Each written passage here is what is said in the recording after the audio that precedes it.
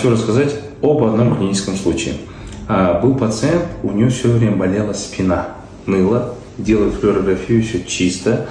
И ходила к мануалистам, к невропатологу, межреберной невралгии, лечили. На самом деле ничего не вышло. Потом, так как грудная клетка болит, они пришли ко мне как к торакальному хирургу.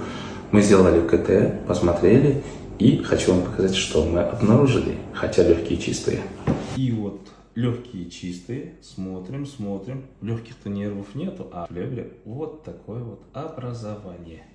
А что за образование? Нужно было выяснять. Мы потом сделали операцию, удалили данное образование, вышла обычная доброкачественная опухоль. И не казиома, и не злокачественная.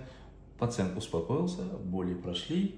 Вот такие моменты тоже бывают. Если бы в легком было бы, оно бы не болело. Так как она находилась в плевре, болезненность была выраженная. Так что не запускайте свое здоровье. Если у кого болит грудная клетка, поделитесь с этим видео.